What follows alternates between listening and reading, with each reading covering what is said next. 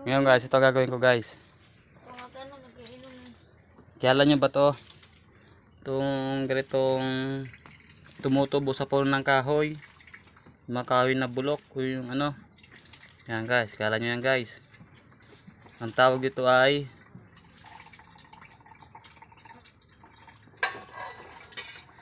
ear mouse. Tagalog, tenga-tengahan ng daga. Konti na lang to. Ganito Kasi kakulay ng tenga ng daga. Yan o.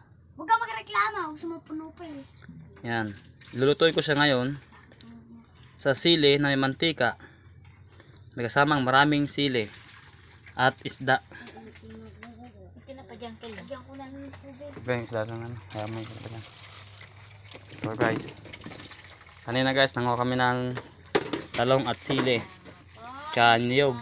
Yan guys, oh, niyog oh. Tsaka nangahoy ako kanina. Kasama ko asawa ko. Yan, nangahoy kami yan. Yan. Kaya ako'y pinagpawisan ng ganito karami. Yan, gugulay kami ng sitaw. Yan, sitaw oh. Gagataan namin. Ako, gagataan ng asawa ko. Ako naman, magluluto nito sa sili. Pabili ko pa mantika doon? Kukulangin yan. Ay, akala ko siya eh.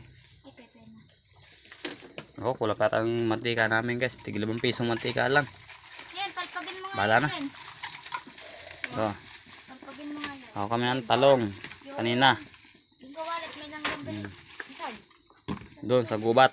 Yung mga talongan na hindi na ba kinailangan. Eh, namumunga pa. Ng pailan-ilan. Ayan, kinuha namin. Talong pa ba? Ay, ito. Baka ng ano. Talong na pa ba? Ayan, talong guys. Ito po. Talong. Bigyan mo na lang ang tubig. Kasi may pinapais na nga sa'yo. Ito guys, yung sili. Nalutuin ko.